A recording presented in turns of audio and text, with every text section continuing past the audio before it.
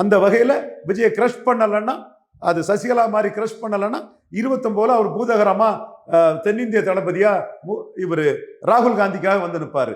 கேரளா, தமிழ்நாடு, ஆந்திரா, கர்நாடகான்னு இது ஒரு இன்டர்நேஷனல் ஒரு கான்ஸ்பிரசி மோடிக்கு எதிராக இருக்கதா நான் பார்க்குறேன்.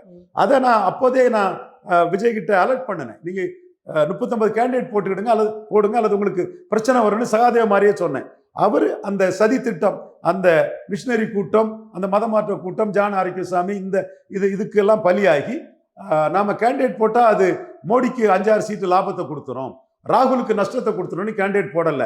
அப்பவே பிஎம்ஓவில் அதை பின் பாயிண்ட் பண்ணி வச்சுட்டாங்க. ஐபி ரிப்போர்ட் பண்ணிட்டாங்க. ஏன் கேரளாவில் இருந்து கூட ஐபியில் உள்ள கேரளா ஆஃபீஸர்ஸ் எனக்கு வேண்டியவங்களே சொல்றாங்க, இவர் விஜய் கேரளாவில் ட்ரிவாண்டத்தில் கேண்டிடேட் போட்டிருந்தா பிஜேபி ராஜீவ் சந்திரசேகர் ஜெயித்திருப்பாரு. அவரு தமிழ்நாட்டில் போட்டிருந்தா 5-6 சீட்டு என்டிஏக்கு வந்திருக்கும், ராகுலுக்கு ஒரு 7-8 சீட்டு தோத்துருக்கும். அப்போ இவரோட ஸ்டாலின் எதிர்ப்புங்கிறது பொய் வேஷம், ஒரு ஏமாத்து வேலை, மோடியை ஏமாத்தக்கூடிய ஒரு வேலை தான். ஸ்டாலின் எதிர்ப்பு, உதயநிதி எதிர்ப்பெல்லாம் மோசடி. உண்மையிலே இவங்களுக்கு ரத்தத்துல ஊறி போய் இருக்கிறது, மோடி பிரதமராக இருக்கிறத தாங்க முடியாத ஒரு சூழ்நிலை. ராகுல் காந்தி சோனியாவுக்கு மகனை எப்படியாவது 29 கொண்டு இருத்திருந்துங்கிறதுக்காக தான் இவங்க உழைக்கிறாங்க. அதுக்கு போட்டிருக்கக்கூடிய முகமோடி தான் இங்க என்னுடைய 13 பேரை கூட தாட்ட முடியாத சகோதரர்களை ஏமாத்துறதுக்கு முப்பட முகமோடி தான் திமுக எதிர்ப்புன்னு. இல்ல இப்ப நீங்க சொல்ற பாயிண்டே கான்ட்ராடிக்டா இருக்கு. இப்ப அப்படின்னா அவங்க அரசியலுக்கு வராமே இருக்கலாம். இம்பாக்ட் கொடுக்காட்டினாலே தமிழ்நாட்டில் உள்ள 40 காங்கிரஸ் தான் போயிட்டு இருக்கு. அந்த இடம் தான் எங்க கிட்ட மாறுபட்ட ஸ்ட்ராட்டஜி இருக்குது. எல்லாமே கார்த்திகிட்ட சொல்ல முடியாது. மோடிக்காக அதில் நாங்கள் நின்று உழைக்கிறோம். அது எல்லாத்துக்குமே தெரியுது.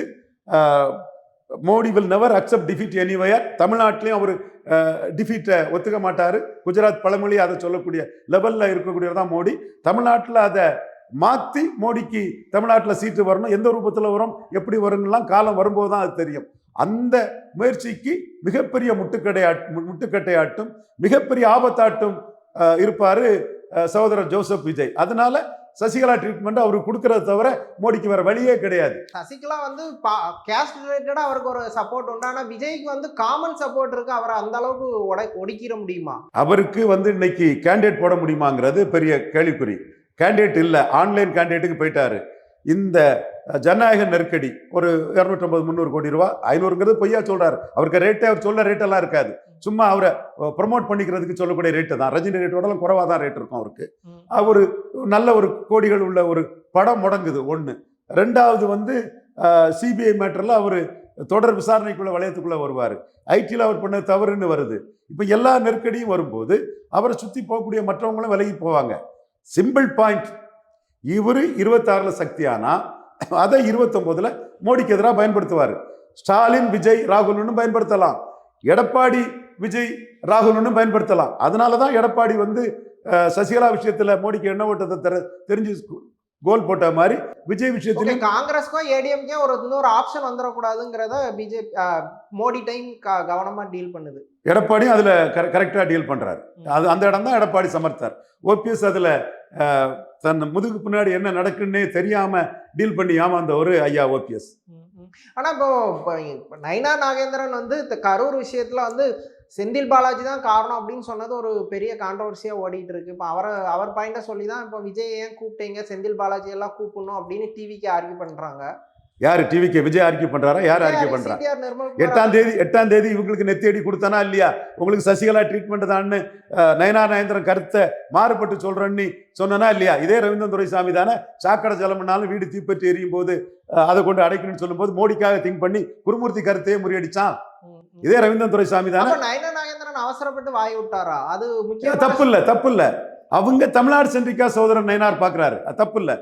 சகோதரி தமிழிசை தமிழ்நாடு சென்ட்ரிக்கா பாக்குறாரு. ஹோம் மினிஸ்டர் இருக்க ஸ்டேஜ்ல செந்தில் பாலாஜி தான் காரணம்னு ஒரு கான்ஸ்பிரசி கிரியேட் பண்ணா அது சிபிஐ என்கொயரிக்கு ஒரு மறைமுக பிரஷர் தானே. நிர்மலா சீதாராமன் அப்படி சொல்லலையே. நிர்மலா சீதாராமன் சொன்னதை நான் தானே சொன்னேன். நான் மோடிக்கு ரெப்ரசன்டேட்டிவ் வரேன். நயனார் சொன்னதையோ அண்ணாமலை சொன்னதையும் என்கிட்ட கேட்காதீங்கன்னு சொல்லிட்டு போனாங்களா இல்லையா? நாம நுணுக்கமா பிஎம்ஓல கான்டாக்ட்ல இருக்கிறோம். மோடி நன்மைக்காக நாம் சிந்திக்கிறோம். பார்லிமெண்ட் எலெக்ஷன் மையமா வச்சு மோடியை எடப்பாடி ஏமாத்திடக்கூடாதுன்னு நாம சொல்றோம். அது நடக்குது. ஓகே, நீங்க தான் சொன்னீங்க டிடிவி வர்றதுலயும் மோடிக்கு விருப்பம் கிடையாது அப்படிங்கிற பாயிண்ட் நீங்க. அது ட்ரைவல் மேட்டர்ங்கிற கருத்தையே நான் சொன்னேன். 21ல தட்டுனது என்னன்னு தெரியும். இப்போ டிடிவி 3% ஓட்டுல வந்துட்டாரு. இதுல பெரிய என்ன இருக்குது? ஏற்கனவே என்டிஏக்குள்ள வந்துட்டாரு. அதில் கூட டிடிவி கிட்ட தான் முகம் கொடுத்து பேசினாரு, ஓபிஎஸ் முகம் கொடுத்து பேசல. நான் மோடி விருப்பம்னு சொன்னோம்னா கதவை அடைச்சி என்டிஏ விட்டு 2 வரையும் தள்ளுனது யாரு? டெல்மி கார்த்திக். இல்ல அது நீங்க மோடின்னு திரும்ப திரும்ப சொல்றீங்க. எங்க மோடி சந்திச்சிருந்தாங்கன்னா அவங்க என்டிஏ விட்டு போயிருப்பாங்களா? ஏதோ நான் பொய்யா சொல்ற மாதிரி எல்லாம் கார்த்திக் வாரீங்க. இல்ல மோடி சந்திக்கலாம். ஆனா நீங்க சொல்றது எப்படி இருக்குன்னா அமித்ஷா ஒரு வேவ்ல சிந்திக்கிறாரு, மோடி ஒரு வேவ்ல சிந்திக்கிறாரு அப்படிங்கிற மாதிரி இருக்கு. அப்படிதான் இருக்கான்னு. ஜெயலலிதா ஒன்னா சிந்திக்கிறாங்க, சசிகலா ஒன்னா சிந்திருக்காங்கலாம் வரும். அது எல்லாமே அவங்க கட்சிக்கு எது நன்மைங்கிற லெவல் தான் எல்லாரும் சிந்திப்பாங்க. ஓகே. ஆனா அவங்களோட அப்ரோச் வந்து கொஞ்சம் டிஃபரெண்டா தான் இருக்குன்னு புரிஞ்சுக்கலாமா? கண்டிப்பா பார்லிமெண்ட் சென்ட்ரிக்கா தான் மோடிக்கு அப்ரோச் இருக்கும். கட்சியை பலப்படுத்தணும் அசம்பிளிலங்கிற லெவல்ல அமித்ஷா செஞ்சிருக்கோம். ரெண்டுமே தப்புன்னு சொல்ல முடியாதுன்னா. ஒரு அரசியல் களம்ங்கிறது வந்து 360 டிகிரில எல்லாத்தையும் பார்த்து தான் போகணும். அதுல இவர் ஆர்கனைசேஷன் மேன் யாரு? அமித்ஷா. அவர் பெரிய ஸ்ட்ராட்டஜிஸ்ட். Modi prime minister. இதுல அவருக்கு என்ன த்ரெட் வரும், எப்படி த்ரெட் வரும்னு எல்லாத்தையுமே பார்த்து ஃபியூச்சரிஸ்டிக்கா பார்க்கக்கூடியவர். அந்த இடத்துல எங்களோட கருத்தை மோடி எடுத்துக்கிறார். காரணம், நாங்க பதவியோ எதையோ சிந்திக்காம முழுக்க மோடி நன்மைக்காக நாங்கள் சிந்திச்சு மோடிக்கு இந்தந்த ரூட்ல ஆபத்து வரும்ங்கிறத தமிழ்நாடு மட்டும் இல்லை மற்ற ஸ்டேட்டுக்கும் சொல்றோம். கர்நாடகா தோல்வி அடைஞ்சதுமே ஜேடிஎஸ் தேவகவுடாவை எடுக்கலைன்னா ஓல்டு மைசூர் ரீஜன்ல நமக்கு பாதிப்பு வரும்னு நாம தான் அந்த சஜஷனை முத சொன்னோம். மோடி, அமித்ஷா, நட்டா, சந்தோஷுக்கு சொன்னோம். அண்ணாமலை உடனே அதில் எடுத்து சந்தோஷ் மூலமா அதை நிறைவேற்றி காட்டினாரு. மோடிக்கு நாம செய்த வேலைகளில் டிசிசிவா மோடிக்கு நன்மை பயக்கக்கூடிய வேலை ஜேடிஎஸ் உடனே முடிக்கணும்னு சொல்லி முடிச்ச ஒரு வேலை. அல்லது சிவகுமார் ஒக்காலிகாவுக்கு தலைவர் ஆயிடுவாரு, ஜேடிஎஸ் கரைஞ்சிருக்கும். குமாரசாமியும் ஒரு தலைவராக நிற்கிறது தான் ஓல்டு மைசூர்ல பிஜேபிக்கு அதிக இடங்கள் வர்றதுக்கு காரணம். அதே மாதிரி ஜெயந்த் சௌத்ரி சரண் சிங்ஜியோட பேரன், எமர்ஜென்சி ஐத்தவரோட பேரன், ஜாட்டு ஆங்கிற இருக்கிறதுக்கு அவரை உடனே எடுக்கணும், நம்ம வெற்றி பெற்றிருக்கோம்னு நினைக்காண்டாம், அவர் எடுக்கணுங்கிற கருத்தை சொல்றோம். அந்த வகையில தான் நாம தமிழ்நாட்டுக்குள்ளேயும் விஜய் ஒரு பவர் ஆனாருன்னா மோடிக்கு எதிராக தான் வருவாரு. அதுக்குள்ள ரேகையை காட்டிட்டாருன்னு ஆதாரங்களோட சொல்றோம். நமக்கு வேற மற்றவங்கள மாதிரி உள்ள ஒரு நெகட்டிவ் மைண்டோ இது இல்லை. ப்ரோ மோடிங்கிற லெவல்ல நம்ம இப்படியெல்லாம் மோடிக்கு பாதிப்பு வர வாய்ப்பு இருக்கு, அலர்ட்டா இருக்குன்னு சொல்றோம். அதை பிஎம்ஓ புரிஞ்சுக்கிட்டாங்கனால தான் விஜய்க்கு சசிகலா ட்ரீட்மெண்ட் ஓடுதுங்கிறத நாம 9ஆம் தேதிக்கு முன்னே 8ஆம் தேதியே டிக்ளேர் பண்ணி சொன்னோம். ஓகே. இப்போ டிடிவி தினகரன் உள்ள வரணுங்கிறத அண்ணாமலை தான் தொடர்ந்து பேசிட்டே வந்தாரு. ஆனா இன்னைக்கு அண்ணாமலையோட பிரசன்ஸ் மிஸ் ஆகுது. வேற எதுவும் காரணமா? டிடிவி தினகரன் எல்லாம் வச்சு அண்ணாமலை சிஎம் கேண்டிடேட்டா இருக்கணும்னு நினைச்சோம். அதுல எந்த மாற்றமும் இல்லை. அதுக்கு தகுதியானவர் தான். அதுதான் 2029 மோடிக்கு நல்லதுன்னு எங்க கருத்து. ஆனா பாஜகவோட மற்ற தலைவர்கள் எல்லாம் பலம் நிரூபிக்காத விஜய், அவங்க அதை சொல்லல, அந்த வார்த்தையை பலம் நிரூபிக்காருன்னு. எடப்பாடியும் விஜயம் சேர்ந்தா பாஜக தெருவில் போயிடும், கூட்டணி இல்லாம தெருவில் நின்னுங்கிற ஒரு கருத்தை தலைமைக்கு சொன்னதுல விஜய்ங்கிற பலம் நிரூபிக்காதவரால 11.4 விழுக்காடு வாக்கெடுத்த பாஜகவும் அதனுடைய ஒரு லீடர் இமேஜில் வளர்ந்த அண்ணாமலையும் பாதிக்கப்பட்டார். இது அண்ணாமலைக்குள்ள பாதிப்பு 2026க்கு முன்ன விஜயால வந்திருக்கு. பலம் நிரூபிக்காத விஜயால. பலம் நிரூபிச்சா ராகுல் காந்தியோட சேர்ந்து மோடிக்கே பாதிப்பு வரும். ஸோ அந்த தூரத்துல வந்து அந்த பாதிப்பு வரக்கூடிய அந்த ஆபத்தை ஷூட் பண்ணணுங்கிற கருத்தை நாம சொல்றோம். ஆனா பிஜேபி வந்து விஜய்க்கு எதிராக அப்படி அக்ரஷனா டீல் பண்ணா விஜய்க்கு நிறைய ஒரு சப்போர்ட் இருக்கு. அது வந்து அப்படியே ஏடிஎம்கே அலைன்ஸ்க்கு தானே எதிராக தானே திரும்பும். 29ல மோடிக்கு ஆபத்தா வரக்கூடாதுங்க. மற்றதெல்லாம் எங்களுக்கு பிரச்சனை இல்லைங்க. மற்றதெல்லாம் தூரத்துக்கு போடுங்க. ரவீந்திரன் துரைசாமி அதுதான், எவங்கிட்டே எதுக்கும் போய் நம்ம அதை புடு இதை புடலாம் நிக்கல. மோடிக்காக தெளிவா நிக்கிறோம். அசம்பிளி எலெக்ஷன்ல பேக் ஃபயர் ஆனா எந்த பிரச்சனையும் இல்ல. 29 தான் முக்கியம் அப்படிங்கிறீங்க. மோடி இதுதான் முக்கியம். எப்படி ஐயா எடப்பாடிக்கு பார்லிமெண்ட் முக்கியம் இல்ல, அசம்பிளி தான் முக்கியமோ, எங்களுக்கும் 29 மோடி தான் முக்கியம். அதை ஐயா எடப்பாடியும் புரிஞ்சிருக்கிறாரு. எடப்பாடி மோடிக்கு இடையில நல்ல அண்டர்ஸ்டாண்டிங் இருக்கு.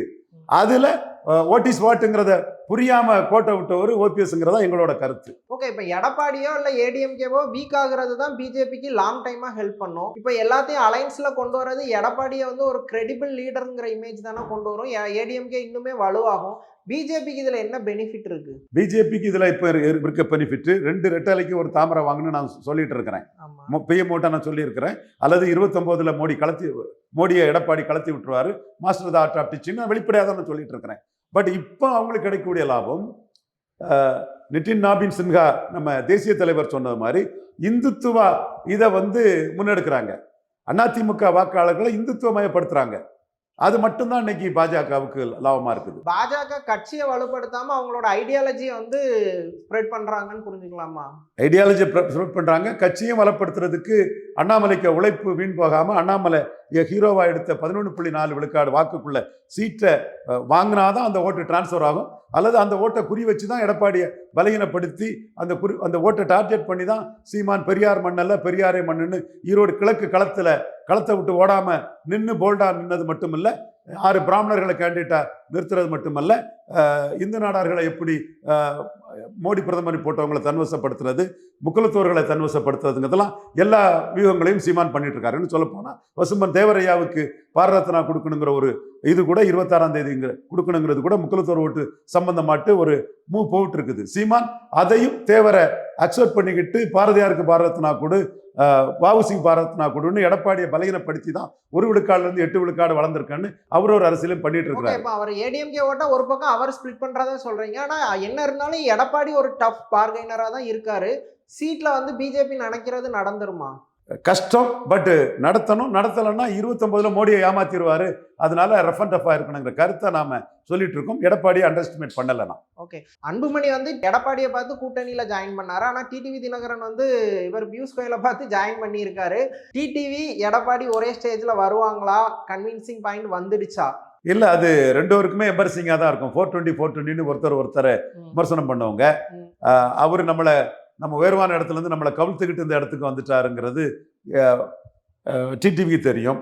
நாளைக்கு நம்மளை கவிழ்த்துருவாரோங்கிற அச்சம் டிடிவி மேல இவருக்கு இருக்கும். இது நம்ம ஒவ்வொன்றும் காலச்சக்கரம் சுழலுது பாருங்க. ஒரு கட்டத்தில் டிடிவிக்கு எதிராக இபிஎஸ்க்கு மெரிட்டெல்லாம் நான் பேசினவன். இப்போ இபிஎஸ்க்கு எதிராக டிடிவிக்கு மெரிட்டை பேசினா டிடிவியை வந்து பலம் குறைஞ்சி போய் அந்த நிமிர்ந்து நிற்காத ஒரு சூழ்நிலைக்கு ஆளாயிட்டாரு. இப்போ அப்போ பிரதமர் மோடியோட மேடையில எல்லா தலைவர்களையும் ஒன்னா பார்க்கலாம். அரசியல் நிரந்தர எதிரியும் இல்லை, நிரந்தர நண்பரும் இல்லைன்னு நின்றுட வேண்டியதுதான். ஓகே, ஆனால் ஒரு டிஎம்கேக்கு எதிராக ஒரு ஸ்ட்ராங்கான ஒரு டீம் இருக்கணும் அப்படிங்கிறதுல பிஜேபி கான்சியஸாக இருக்கிறாங்க. வந்து இந்த பேட்டில் வந்து ரெண்டு முனையாக தான் இருக்கணும், மூணாவது முனை உருவாயிடக்கூடாது அப்படிங்கிறது தான். அது அவங்க பண்ண முடியலையே. சீமான் ஈரோடு கிழக்கில் இருக்கும்போது கோழை நாய்கள் களத்தை விட்டு ஓடிட்டாங்கன்னு என்டிஎன் சேத்தான சொல்றாரு. அப்போ நீங்க டெல்லி தலைமை நின்று இருக்கணும்ல. ஆர்கே நகர்ல அவங்க நோட்டாவுக்கு கீழே போயிருக்க கூடாதுல்ல, நாம் தமிழர் பிஜேபியோட எழுந்திருக்க கூடாதுல்ல. நீங்க தேரிட்டிக்கலா 1000 பேர் ரூம்ல இருந்து 13 பேரை கூட திரட்ட முடியாதவன்லாம், 13 பேரோட திரட்ட முடியாதெல்லாம் வாய்களையே பேசலாம். களத்துக்குள்ள பெரியார் மண்ணா பெரியாரே மண்ணான்னு சீமான் தானே நின்னாரு. அப்போ 18 விழுக்காடு எடுத்த என்டிஏ உள்கட்சி தராறுல நிக்க விடாம பண்ணிட்டீங்கல்ல. அது அந்த தப்புக்கு மக்கள் மத்தியில களம்னு ஒண்ணு இருக்குதுல்ல.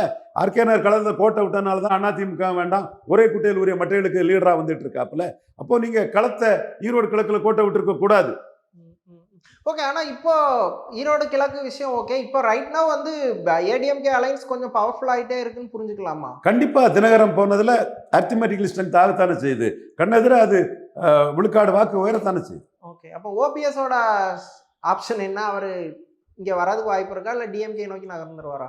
ஓபிஎஸ் வந்து தெளிவா எல்லாமே ஒரு ஸ்திரப்பிரஞ்சன்னு சொல்லுவாங்க சமஸ்கிருதத்துல, ஸ்திரப்பிரஞ்சன்னு சொல்லுவாங்க. அந்த ஒரு நிலைமையில இருந்து ஒருத்தநாடு வைத்தியலிங்கம் போயிடுவாருங்கிறதெல்லாம் அவருக்கு தெரிஞ்சிடுச்சு. நேற்று நான் அவர் பேசிட்டு இருக்கும் போதே என்கிட்ட சொன்னார், வைத்தியலிங்கத்தை என்னால் கான்டாக்ட் பண்ண முடியல, உங்க பண்ருட்டி அண்ணனை கான்டாக்ட் பண்ண முடியலன்னாரு. பண்ருட்டி அண்ணன் இனிமேல் அவருக்கு அரசியல்னு ஒன்றும் இல்லை, அவர் என்டிஏ எதிர்ப்புங்கிற உணர்வுல பண்ருட்டி அண்ணன் இருக்கார். மாநில உரிமை அண்ணா அந்த இதுக்குள்ள பண்ருட்டி அண்ணன் இருக்கக்கூடியவர். எனக்கு மாறுபட்ட கருத்துனால அண்ணனுக்கு கொள்கைகள் அதுங்கிறதுல அண்ணன் மேல உள்ள மதிப்பு மரியாதையோட நான் அதை பதிவு பண்றேன். வைத்தியலிங்கம் பொறுத்தளவுல அந்த ஒருத்தநாடு தொகுதியில் அவர் எம்எல்ஏ, சிட்டிங் எம்எல்ஏ, திமுக தோத்த இடம். அப்போ அவர் வந்தா ஒரு பவர்ஃபுல் கேண்டிடேட் ஒருத்தநாடுக்கு வந்துட்டாரு. அப்போ ஒருத்தநாட்டுல இருக்கக்கூடிய வைத்தியலிங்கம் அவர் பெரிய ஆர்கனைசர். வைத்தியலிங்கம் டெல்டாவில் பெரிய ஆர்கனைசர். அந்த ஒரு உடையாரெல்லாம் அவருக்கு பெரிய சப்போர்ட்டரா ஒருத்தர்லாம் ஒரு சிட்டிங் எம்எல்ஏலாம் உண்டு, ஒரு பெரிய பவர். அந்த அதிமுகவுக்குள்ள ஒரு 4 வரணியா அதுலலாம் வைத்தியலிங்கம் ஒரு பெரிய ஸ்ட்ராங்கானார், பெரிய ஸ்ட்ராங் மேன், கள்ளர் சமுதாயத்தை சேர்ந்தவர். அந்த பகுதியில் ஒரு முக்கியமான முகம் தான். அதில் நம்ம மாறுபட்ட கருத்து அதில் சொல்ல முடியாது. அப்போ அவர் என்ன நினைக்கிறாரு, டைரக்டா நம்ம ஸ்டாலின்கிட்ட சேர்ந்துட்டோம்னா நமக்கு வந்து ஸ்டாலின் நம்மளை நம்பி டைரக்டா வந்துட்டாருன்னு பெரிய ரிவார்டை பண்ணுவாருங்கிற எதிர்பார்ப்பில் அவர் இன்னைக்கு ஓபிஎஸ் முடிவெடுக்கிறதுக்கு முன்னாடியே நம்ம ஓபிஎஸ்க்கு ஆளா திமுக போறதோட நமக்கு டெல்டாவுக்குள்ள நமக்கு டெல்டாவில் பவர் இருக்குது, அமைச்சராக கூட அமைக்கூட வாய்ப்புகள் இருக்குது.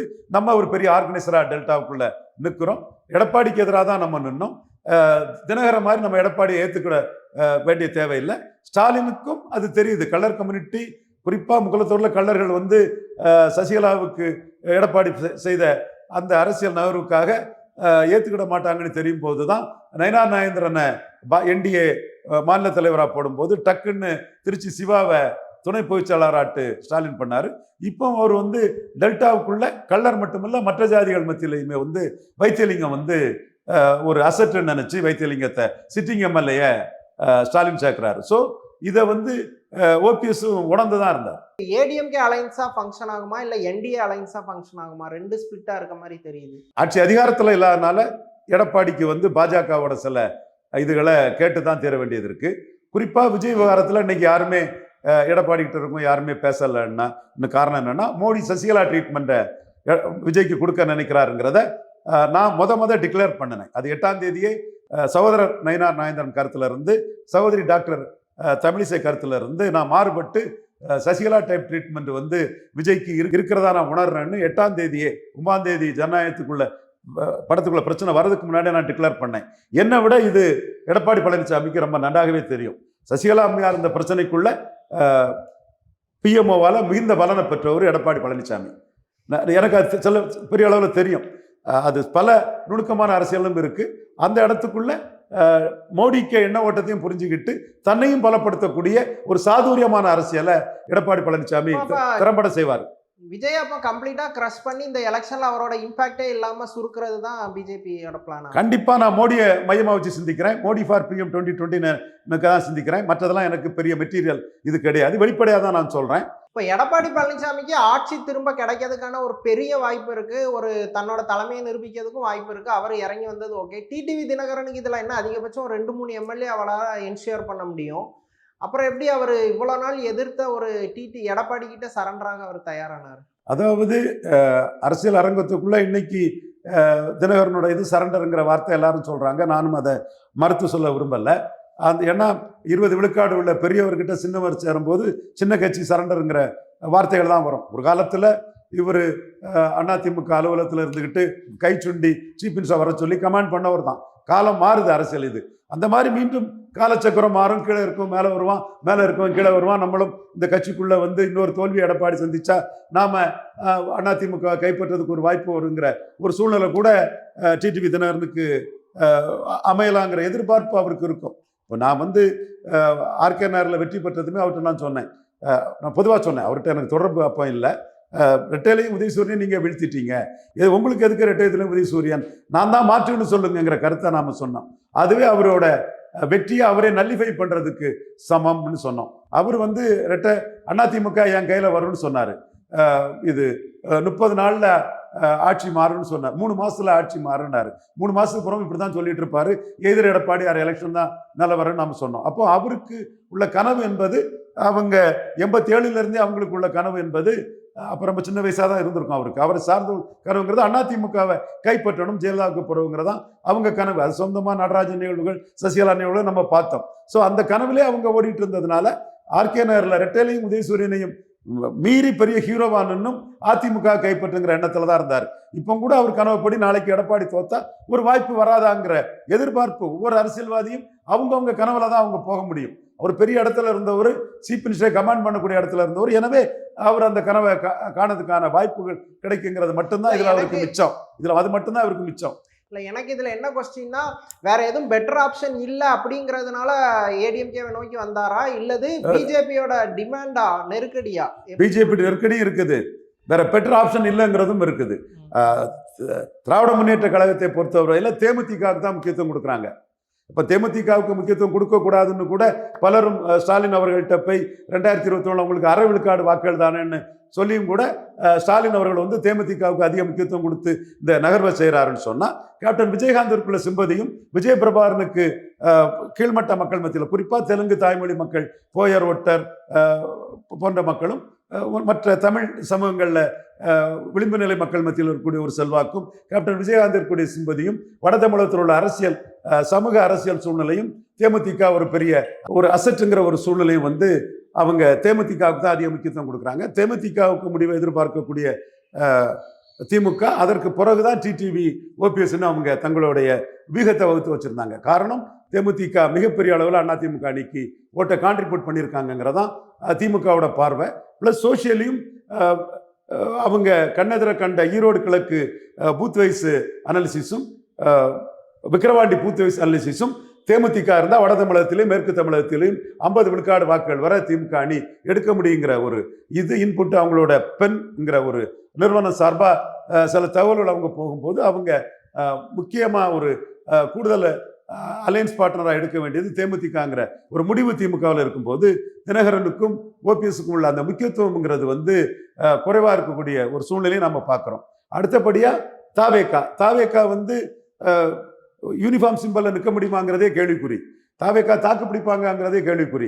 தாவேக்காவுக்கு வந்து 2017ஆம் ஆண்டு ஜெயலலிதா மறைவுக்கு பிறகு நடந்த ஒரு ட்ரீட்மெண்ட், சசிகலா அம்மையார் கொடுத்த ஒரு ட்ரீட்மெண்ட் நான் சொல்றேங்கும் போது டிடிவியே நம்புவார். ரவீந்திர துரைசாமி சொன்னாருன்னா மோடி உதய மாட்டு மற்றவங்க சொல்றதை விட, என் குருமூர்த்தி சொல்றதை விட ரவீந்திர துரைசாமி சொல்றதுல சில விஷயங்கள் நுணுக்கமா பிஎம்ஓல இருக்குங்கிறத டிடிவி தினகரன் போன்றவர்களே நம்புவாங்க. நம்மளுடைய அனுமானத்தின் அடிப்படையில் சசிகலா டைப்ல இவர் விஜயை ட்ரீட் பண்ணணும்னு பிஎம்ஓவும் டெல்லியும் முடிவு பண்றது சில விஷயங்களை உங்ககிட்ட கூட நான் பதிவு பண்ணேன். அந்த பார்வை போயிட்டு இருக்கு. அப்போ மோடியோட அந்த கடுமையான தாக்குதலை மீறி விஜய் தாக்கு பிடிப்பாரா, அரசியல் நிற்பாரா, கேண்டிடேட் போட்டு கொடுவாரா? தேர்தல் ஆணையம் வந்து 3 ஆண்டுகள் இன்கம் டாக்ஸ் ரிட்டர்ன் ஃபைல் பண்ண கட்சிக்கு தான் யூனிஃபார்ம் சிம்பல் ரெஜிஸ்டர்ட் பார்ட்டிங்கிற ஒரு விதியை இப்போ கொண்டு வந்திருக்காங்க. அப்போ அவருக்கு ஒரு யூனிஃபார்ம் சிம்பலே கிடைக்குமா? ஒவ்வொரு தொகுதிக்கும் ஒவ்வொரு சிம்பல் அவர் கிடைக்குமாங்கிறதெல்லாம் பெரிய கேள்விக்குறி இருக்குது. அவரும் ஜனநாயகம் படம் வந்து தள்ளி போறதுலையும் 10 நாள் பெரிய வசூல் பார்த்து 500 கோடி ரூபாய் வசூல் பார்த்துடலான்னு அவர், அதுக்கும் பராசக்தி போட்டியும் ஒரு இடர்பாடு. இருந்தாலும் போட்டி வந்தாலும் கூட 10 நாள் ஹாலிடேல ஒரு 500 இல்லை 400 கோடியாவது பார்த்துடலாங்கிற ஒரு நம்பிக்கையோடு இருந்தவர் இன்னைக்கு அது ஒரு பெண்டிங் படமாட்டு அது என்னைக்கு வரக்கூடிய படங்கிற அளவில் ஒரு பெரிய ஒரு 250-300 கோடி ரூபா முதலீடு வந்து அவருக்கு பெரிய சிக்கலாகும் போது அதுலேயும் குழம்பி போயிருக்கிறாரு. இது கரூர் இது தொடர்பாட்டு வந்து தினகரன் யாரையும் குற்றம் சாட்டல. திமுக ஆப்ஷனை ஓப்பன் பண்ணனால திமுகவையும் அவர் குற்றம் சாட்டல. விஜய் ஆப்ஷனை ஓப்பன் பண்ணனால விஜயும் குற்றம் சாட்டல. இன்னைக்கு அந்த கரூர் இன்சிடென்ட்ல சீமான் கருத்து சரிங்கிற அளவுக்கு பிஎம்ஓ மோடியோட பிஎம்ஓ கருதுனால சிபிஐ நடவடிக்கைகள் வந்து விஜய் சஸ்பெக்ட் சந்தேகத்துக்குரியவர் அக்யூஸ்டுங்கிற லெவல்ல விஜய் அதுக்குள்ளே போவாராங்கிற ஒரு சூழலும் இன்னைக்கு உருவாகி இருக்குது. விஜய் தொடர்பாட்டு வந்து ஐபி, என்ஐஏ, ரா போன்ற பல ஏஜென்சிஸ் வந்து வெளிநாட்டு பின்னணி இருக்குதா, மோடி கவர்மெண்ட்டை டீஸ்டெபிலைஸ் பண்ணுறதுக்கு ராகுல் காந்திக்கு ஆதரவாட்டு சோனியா, ஜோசப் விஜய், ஜான் ஆரோக்கியசாமி போன்ற பின்னணிக்குள்ளே ஏதோ வெளிநாட்டு இது இருக்காங்கன்னு ஒரு விசாரணை வளையமே போய்கிட்டு இருக்கக்கூடிய சூழ்நிலையில் இந்த இடத்துக்குள்ளே போய் நின்று நாம மாட்டிக்கிடக்கூடாது. இது ஒரு இது ஒரு டாக்டிக்கலான டிசிஷன் தான். ஏடிஎம்கே வரணுங்கிற ஒரு டாக்டிக்கலான டிசிஷனாக தான் உண்மையிலே 35 விழுக்காடு பலம் அரித்மெட்டிக்கலி உள்ள ஒரு அணிக்குள்ள இன்னைக்கு 33 விழுக்காடு அரித்மெட்டிக்குள்ள ஒரு அணிக்குள்ள தாவேக்கா இருக்கிறது. ஒரு ப்ரூவ்டு ஓட் ஸ்ட்ரெங்க்ல ஒரு அணியில இருக்கிறது. டிவிகேல இருக்கிறத விட பெட்டர் தான் தினகரனுக்கு நான் ஆணித்தரமா அடிச்சு சொல்லுவேன். ஆனா ஒரு 8 இயர்ஸா வந்து எடப்பாடியை தான் ப்ராமினென்ட் எதிரியா முன்னிறுத்தியாச்சு. முக்குளத்தோர் மக்கள் மத்தியிலையும் அந்த விஷயத்த திணிச்சாச்சு. இப்போ வந்து பண்ணும்போது அவங்க கன்வின்ஸ் ஆயிடுவாங்களா முக்குளத்தோர் மக்கள்? ஏற்கனவே கன்வின்ஸ் ஆகல. 2019 5.5 விழுக்காடு எடுத்த தினகரன் 2021 2.5 தான் எடுத்தாருன்னா ஒரு பொருந்தா கூட்டணிங்கிற லெவல் உருவாக்க ஆரம்பிச்சுன்னா சசிகலாவை சிறைச்சாலையில் கொல்ல சதின்னு சீமான் சொன்னது அந்த மக்களே வந்து சின்னமாவுக்காக போல்டா சீமான் தான் பேசுறாருங்கிற ஒரு நிலைப்பாட்டை எடுத்து ஓரளவு ஓட்டு தினகரனை மக்களவையில் ஆதரிச்சவங்க கூட நம்ம பூத் வைஸ் அனலைஸ் பண்ணி பார்க்கும்போது தினகரனை கைவிட்டுக்கிட்டு சீமானை ஆதரிச்சதாட்டு ரெட்டிகள்ங்கிற ஒரு பெரிய சர்வே நிறுவனம் இன்னைக்கு நம்பர் 1 ஆட்டு கிரெடிபிலிட்டியோடு சார்ல்ஸ் ஒரு தம்பி நடத்தக்கூடிய ரெட்டிகள் சர்வே நிறுவனம் ஒவ்வொரு ஊரா போய் எடுக்கிறாங்க. இந்த இவங்களுக்கு இணையாட்டு மற்ற சர்வே நிறுவனங்கள்லாம் இல்லை. அவங்க பொத்தாம் பொதுவா முட்டைச்சாத்தம் குட்டையில விழுந்தாங்கிற மாதிரி தான் எடுத்துட்டு இருக்கிறாங்க. துக்ளக் இந்தியாவுக்கு அது சர்வே நிறுவனம் வைக்கல, அவருக்கு கிரெடிபிலிட்டி இருக்குது. ஸோ இந்த மைக்ரோவா பூத் வைஸ் அனலைஸ் பண்ணக்கூடிய இந்த நிறுவனம் சொல்லக்கூடிய தகவல் வந்து தினகரனுக்கு ஆதரவா இருந்த முக்குளத்தூர் இளைஞர் வாக்குகள் சசிகலாவுக்கு ஆதரவா சீமான் பேசுனால சீமானுக்கே அது போச்சுங்கிற கருத்தையும் சொல்றாங்க. இப்பவும் சீமான் வந்து எடப்பாடிக்கு எதிராக முக்குளத்தூரை திருப்பக்கூடிய அரசியலை வந்து தெளிவாக செய்துட்டு இருக்கிறாரு.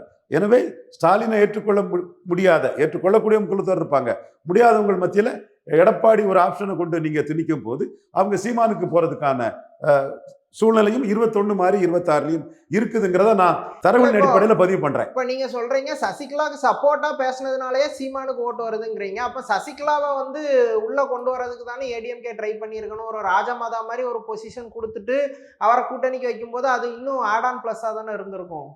அரசியல் காலத்துக்குள்ள எடப்பாடியை விட பெரிய பொசிஷன்ல இருந்தவங்க சசிகலாவும் ஓபிஎஸும். நாளைக்கு தோத்து போனா அவங்க எடப்பாடி தள்ளிட்டு அந்த இடத்த பிடிச்சிருவாங்க.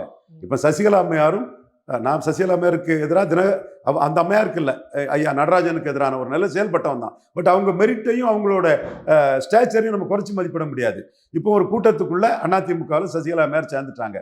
சசிகலா அம்மையாரும் இருக்காங்க, இபிஎஸ் இருக்காங்கன்னா யாருக்கு மரியாதை இருக்கும்? பழைய நினைப்பில் சசிகலா அம்மையாருக்கு மரியாதை கூடும். அந்த பழைய நிகழ்வுகள் தான் அதுக்குள்ள வரும். அது எடப்பாடிக்கு வந்து அதை ஏற்றுக்கொள்ள தயாரில்லை. அதோட பெரிய ஆபத்து, தோல்வி அடைஞ்சா மீண்டும் சசிகலா தான் கட்சியை வழி நடத்தணும், அவங்க தான் ஜெயலலிதாவை வழி நடத்தினாங்க அப்படின்னு அவங்களுக்கு ஆதரவான குரல் கட்சிக்குள்ள பெரிய அளவில் பெருகும். ஸோ த்ரெட்டா பார்க்குறாரு, சசிகலாவையும் ஓபிஎஸ்ஸையும் த்ரெட்டா பார்க்குறாரு இபிஎஸ். அதே வேளையில் தினகரனே அப்படி பார்த்தாலும் இன்னொரு கட்சிங்கிறனால பெருசா த்ரெட்டா வந்துவிட மாட்டாருங்கிற ஒரு கோப்பா இருக்காரு. டிடிவி தினகரன் அவ்வளவு பெரிய த்ரெட் இல்லைன்னு பாக்குறாரு, தனி கட்சியா போயிட்டாரு இல்லையா? போயிட்டாரு. இப்ப டிடிவி எத்தனை சீட் டிமாண்ட் பண்ணுவாரு? அவரோட டிமாண்ட் என்னவா இருக்கும்? எந்த பாயிண்ட்ல கன்வின்ஸ் ஆயிருப்பாரு? இதுலதான் மீண்டும் சிக்கல் வரும். அதனாலதான் யார் சீஃப் மினிஸ்டர்ங்கிறதுல அதை முடிச்சுக்கிட்டு சொல்லலாம்னு டிடிவி நினைக்கிறாரு. ஏன்னா அவர் வந்து ரெட்டையிலேயே தூக்கி சாப்பிட்டவர், ஆர்கே நகர்ல ஹீரோவா நின்னார். நம்ம அவரோட முடிவு நமக்கு ஏற்புடையதில்லை, டக்குன்னு 10 நாளைக்கு முன்னே தெரிஞ்ச முடிவு தான் என்றாலும் அவருக்கு மெரிட்டை நம்ம குறைச்சி மதிப்பிட்டா சரியாகாது. அவர் அந்த அடிப்படையில் அவருக்கு பலமான கேண்டிடேட்ஸ் அவருக்கு இருக்காங்க. அந்த கேண்டிடேட்ஸ் எல்லாம் அவர் கைவிட முடியாது. சொன்ன இல்லையா, வேலு கார்த்திகேயன், தேர்போகி பாண்டியன், மாணிக்கராஜா, நம்ம கோயில்பட்டிக்காரர், கோயில்பட்டி அங்க கடம்பூர் ராஜு வேற இருப்பாரு. ஸோ இல்லை, இவரு மாணிக்கராஜாவுக்காக ஃபைட் பண்ணுவார். ஃபைட் பண்ணுறது தினகரன் ஃபைட் பண்ணி தானே ஆகணும். தென் மாவட்டத்தில் அவர் நம்பிக்கைக்குரிய ஒருத்தராக இருக்கார். அது மாதிரி வேலு கார்த்திகேயனுக்கு டிக்கெட் வாங்கி கொடுத்தாகணும். இந்த மாதிரிப்பட்ட இதில் வந்து அதிக சீட்டு தனக்கு வேண்டியவங்களுக்கான தனக்கு கட்சியில் உள்ள பலமானவங்களுக்கு சீட்டுங்களை அவர் ஃபைட் பண்ண தான் செய்வார். பாஜக மூலமாக தான் ஃபைட் பண்ணுவார். பட் எடப்பாடி இந்த விஷயத்தில் பெரிய சிம்மலை, பெரிய கில்லாடி, யார்கிட்டையும் அவர் விழுந்ததில்லை. சொல்லப்போனால் பாமக தேசிய ஜனநாயக கூட்டணியில் போனதுனால தேமுதிக பிரேமலதா அம்மையார் பார்கெனிங்கில் தான் 21 வேண்டாணி ஒதுக்கிவிட்ட தேமுதிக பிரேமலதா அம்மையாருக்கு 5 சீட்டு 24 கொடுக்க வேண்டிய சூழ்நிலை வந்தது. வேற யார் எந்த பார்கெனிலுமே எடப்பாடி பழனிசாமி இதுவரை தோத்ததில்லை. ஜெயலலிதாவோட பார்கெனிங் இதில் எடப்பாடி பழனிசாமி கில்லாடி, விடாக்கண்டம் கொடாக்கண்டம் மாதிரி டாக்டர் ராமதாஸுக்கிட்டே பார்கெயின் பண்ணி 23 சீட்டுக்குள்ள பாமகவை தள்ளிட்டாரு. இப்போவே 18 சீட்டுக்குள்ள பாமகவை 18+1 தள்ளியிருக்காருன்னு சொல்றாங்க. நான் கூட அன்புமணி கொஞ்சம் வில் போரோட ஃபைட் பண்ணா எடப்பாடியை மையமா வச்சு எடப்பாடி சட்டமன்றத்தை ஃபைட் பண்ணா இதோட கூட வாங்க முடியும்னு சொன்னேன். எனிவே அவருக்குள்ள நிர்பந்தம், ராமதாஸ் நிர்பந்தம். ஸோ ராமதாஸ் இதுக்குள்ள தான் அன்புமணி அரசியல் பண்ணும்போது 18 வாங்கிட்டு போயிருக்காரு. தினகரன் இன்னைக்குள்ள சூழ்நிலையில வேற ஆப்ஷன் இல்லை. வேற ஆப்ஷன் இல்லாத சூழ்நிலையில என்ன சீட்டு வாங்க போறாருங்கிறது பெரிய கேள்விக்குறி தான். அவருக்கும் அவருடைய விசுவாசமான தளபதிகள் அவரே சொல்றாரு இல்லையா, எல்லா சூழ்நிலையும் எதிர்பார்க்காம அவர்களோட நின்னவங்களோட இதை அகாமடேட் பண்ண வேண்டிய சூழ்நிலை அவருக்கு இருக்கு. தொண்டர்களை பத்தி திங்க் பண்ணல, கூட இருந்த நிர்வாகிகளை தான் திங்க் பண்ணியிருக்காரு. அப்படித்தானே பண்ண முடியும். நம்மளே வந்து ஒரு கூட்டணிக்கு போகக்கூடிய கட்சின்னு ஆகும் போது நம்ம கட்சிக்கு பலமா இருக்கிறது 2ஆம் கட்ட தலைவர்னு சொல்லும் போது அவங்களை அகாமடேட் பண்ணக்குள்ள வேலையை பார்த்தா தானே நாளைக்கு எடப்பாடி தோத்தாலும் இவங்க மூலமா தானே எடப்பாடிக்கு எதிரான அரசியலையும் காய் நகர்த்தல்களையும் டிடிவி தினகரன் பண்ண முடியும். இது எடப்பாடிக்கும் புரியும். அதனாலதான் பரஸ்பர நம்பிக்கையின்மை எடப்பாடிக்கும் டிடிவிக்கும் இருக்கு. சார், என்டிஏ கூட்டணியில அதிகாரப்பூர்வமா டிடிவி தினகரன் இணைஞ்சிட்டாரு. இந்த விஷயத்துல சரண்டர் ஆனது டிடிவி தினகரனா அல்லது எடப்பாடியா? ரொம்ப சிக்கலான கேள்வி கேட்டிருக்கீங்க. இதுல சரண்டருங்கிறது வந்து டிடிவியை தான் சாரும். காரணம், எடப்பாடிக்கும் அதில் விருப்பம் இல்லை எனக்கு தெரியுது. அவர் 20 விழுக்காடுல இருக்கிறதும் இவர் குறைந்த வாக்கு சதவீதத்தில் இருக்குதுன்னு சொல்லும்போது பெரியவன் சரண்டர் ஆனது மாதிரி வராது. சிறிய அளவு செல்வாக்கு கொண்டவங்க சரண்டர் ஆன மாதிரி தான் வரும். நான் சகோதரர் டிடிவி இப்படி ஒரு முடிவு எடுக்கணும்னு நான் எதிர்பார்க்கல. அவர் நிந்தர்ப்பம் காரணமாக தான் அந்த முடிவு எடுத்தது மாதிரி எனக்கு தெரியுது. திமுகவிலேருந்து என்ன ஆஃபர் வந்ததுன்னு தெரியாது. அதே வேளையில் தாவேக்கா யூனிஃபார்ம் சிம்பலே தாவேக்காவுக்கு கிடையாது. 3 வருஷம் இன்கம் டேக்ஸ் ரிட்டர்ன் பண்ணி நிர்வாகிகள் தேர்ந்தெடுத்து வரவு செலவு கணக்கெல்லாம் தாக்கல் பண்ணினாதான் கண்டிப்பாக ஒரு யூனிஃபார்ம் சிம்பல் வந்து ஒரு ரெஜிஸ்டர்ட் பார்ட்டிக்கு கொடுக்க முடியுங்கிற ஒரு விதியை தேர்தல் ஆணையம் நிறைவேற்றியிருக்காங்க. அப்படி இருக்கும்போது இன்றைக்குள்ள சூழ்நிலையில் தாவேக்கா தேர்தலுக்கு எந்த ப்ரிப்பரேஷனும் இல்லை, கேண்டிடேட் தேர்வுக்கு எதுவும் முயற்சி பண்ணலை. இப்போ தினகரெல்லாம் சேர்ந்து அவருக்கு ஒரு 100 சீட்டு கூட தாவேக்கா கொடுத்துருவாங்க போல தெரியுது. கமல்ஹாசன் சரத்குமாருக்கு 40 சீட்டு கொடுத்த போல தினகரனுக்கு 100 சீட்டுன்னு அள்ளி விடுவாங்க போல தெரியுது. அந்த மாதிரி அவங்களுக்கு நேரில் பனையூரில் வந்து யாரும் வேட்பாளர் கேட்க ஆள் இல்லாதனால ஆன்லைன் மெம்பர்ஷிப்புங்கிற போடுறாங்க. அப்போ தவேகா ஆப்ஷனுங்கிறது ஒரு நிஜத்தில் இல்லாத ஒரு கற்பனையான ஒரு ஆப்ஷன் தான். அதிமுக பொறுத்த அளவில் ரைட் ஆர் ராங், அவங்க வந்து 10,000 வேட்புமனுக்கள் வந்து 15,000 ரூபா கட்டி ஒரு 15 கோடி ரூபாய்க்கு கலெக்ஷன் ஆயிருக்கு. எடப்பாடிக்குன்னே நிறைய பேர் ஒற்றை தலைமைன்னு அவருக்கே ஆயிரக்கணக்கான பேர் வந்து வேட்புமனு தாக்கல் பண்ணியிருக்காங்கன்னா, திமுகவுக்கு அடுத்தபடியாக போட்டியாக தூரத்தில் டிஸ்டன்ஸில் அதிமுக தான் இருக்குது. அந்த வகையில் தாவேக்காவில் டிடிவி நிற்கிறத விட எக்கச்சக்க சீட்டு கிடைக்கும். இங்கே வந்து தாவேக்காவோட கம்பேர் பண்ணும்போது சீட் கன்வெர்டபிலிட்டி அதிகம் அதிமுகவில். அதே வேளையில் திமுகவோட கம்பேர் பண்ணும்போது சீட் கன்வெர்டபிலிட்டி ரொம்ப கம்மி. என்றாலும் இதில் இவர்கிட்ட கொஞ்சம் செல்வாக்கான தலைவர்கள் உண்டு. வேலு கார்த்திகேயன், தேர்போகி பாண்டியன், மாணிக்கராஜா, இந்த மாதிரி கொஞ்சம் முக்கியமான ஆட்கள் உண்டு. இவங்க ஒரு ஃபைட்டிங் கேண்டிடேட்டாக நிற்பாங்க. பட் என்னை பொறுத்த அளவில் முக்குளத்தூர் சமுதாயம் எடப்பாடியை துரோகின்னு சொல்லி ஒரு 8-10 ஆண்டுகளாக அவங்க முன்னிருந்து அரசியல் நடத்திட்டு இருக்கிறாங்க. அதில் 2021 ஓபிஎஸ் வந்து இரட்டை தலைமைன்னு சொல்லும்போது அவங்களுக்கு ஓரளவு இது 50% என்ன இருந்தாலும் ஒரு மறவர் இருக்கிறாரு, ஜெயலலிதாவால் பரதன்னு போற்றப்பட்டவர், விசுவாசமானவர். ஸோ இது 50% நம்மால் இருக்காரு, முதன்மை ஒருங்கிணைப்பாளர்னு அவங்களுக்கு ஒரு ஆசுவாசம் இருந்தது. அவரும் போன பிறகு 2024 மக்களவைத் தேர்தலில் முக்குளத்தோர் வந்து எல்லா பகுதிகளிலுமே வந்து மிகப்பெரிய அளவில் எடப்பாடிக்கு எதிராக தான் நின்னாங்க. அது நம்ம சேலத்தில் 10.5க்காக 38% எடுத்து, விழுப்புரத்தில் 36, கள்ளக்குறிச்சி, நாமக்கல்லாம் 40, சிதம்பரத்தில் 36ன்னு ஸ்டாலினை விட இந்த பகுதியில் ஐயா எடப்பாடி பெரிய தலைவராக நம்ம தரவுகளோட நியாயத்தை பேசணும். இருக்கக்கூடிய சூழ்நிலையில் தென் மாவட்டங்களில் திருநெல்வேலியில் 8 விழுக்காடு, ராமநாதபுரத்தில் 9 விழுக்காடு, தேனியில் 13 விழுக்காடுன்னு அதிமுக டெபாசிட் இழந்ததும், அந்த 8, 9, 13 முக்குளத்தூர் சுத்தமாக இல்லைங்கிற ஒரு சூழ்நிலையும் வந்து நாம் பார்க்குறோம். இதில் அந்த முக்குளத்தூர் வாக்குகளை எந்த அளவுக்கு தினகரன் என்டிஏக்கு டிரான்ஸ்ஃபர் பண்ண முடியும்னு சொன்னால் அது பெரிய கேள்விக்குறியாக தான் இருக்குது. அந்த புள்ளிக்குள்ள பாஜக தரப்பிலிருந்து 3 பேரையுமே நீங்கள் சேர்க்கலைன்னா அது எப்படி வாக்கு வரும், ஒருத்தரையாவது சேர்க்கணுங்கிற ஒரு இதை எடப்பாடிக்கு ஒரு நிர்பந்தமாக சொல்லும்போது அவர் மாற்று கட்சியாட்டு இருக்கக்கூடிய தினகரனால பாதிப்பும் ஆபத்தும் எதிர்காலத்தில் தோத்து போன பிறகு தலைவர் போஸ்ட்லேருந்து தூக்கி போட்டுருவோங்கிற அந்த ஆபத்து வந்து பெருசாக இருக்காதுங்கிற அடிப்படையில் அவர் தினகரனை அவர் அக்செப்ட் பண்ணிக்கிட்டாரு. அது வந்து ரிலக்டண்டாக தான் அக்செப்ட் பண்ணியிருக்கிறாரு. ஸோ இந்த சூழ்நிலையில் யாருக்கு இது பின்னடைவுன்னு சொன்னால் இமேஜ் லாஸ் வந்து டிடிவி தினகரனுக்கு தாங்கிறது என்னோட கருத்து. அதுதான் என்னோட அடுத்த கேள்வி. இது டிடிவி தினகரனுக்கு எதிர்கால அடிப்படையில் இது பாசிட்டிவான முடிவாக இருக்குமா இல்லை நெகட்டிவ் ஆகுதுக்கு? ஒரு வேளையில் அரசியலில் லாஸ்ட் பேஜ் யாருக்கும் கிடையாது. டிடிவி தினகரனுக்கு there is no last page in political calendar.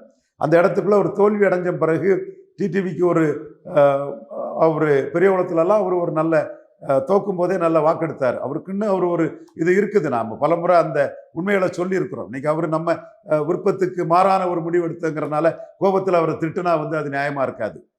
அவருக்குள்ள மெரிட்டே நம்ம பதிவு பண்ணுறது தான் ஒரு தரமான தகுதியான ஒரு அரசியல் விமர்சன பார்வையாக இருக்க முடியும். அந்த வகையில் நாளைக்கு வந்து இந்த அமைப்புக்குள்ள தினகரன் லீடர்ஷிப் தான் இருக்குங்கிற மாதிரி அதிமுகவுக்குள்ள இருந்து முக்குளத்தோர் நிர்வாகிகளோ யாரோ எதிர்காலத்தில் வரக்கூடிய ஒரு சூழ்நிலை வந்துன்னா தினகரனுக்கு அது பிளஸிங் இன் டிஸ்கைஸ்ன்னு எதிர்காலத்தில் ஒரு லாபகரமாக கூட அது வரலாம். அப்படி ஒரு சூழ்நிலை எதிர்காலத்தில் வரக்கூடாதுங்கிறதுல 1க்கு 10 அலர்ட்டாக இருக்கக்கூடியவர் எடப்பாடி பழனிசாமி. இப்போ கூட அவர் தினகரனை ஏற்றுக்கிட்டாருன்னா வேலுமணி, தங்கமணி, கேபி முனுசாமி போன்ற மற்ற அதிமுகவில் உள்ள 2ஆம் கட்ட தலைவர்கள் வந்து முக்குளத்தோர் வாக்கு முழுமையாக நமக்கு வரலைன்னா ரொம்ப பாதிப்பு தான் வரும். ஆட்சி அதிகாரத்துக்கு வர முடியுங்கிற இதை நம்ம நினச்சி பார்க்க முடியாது.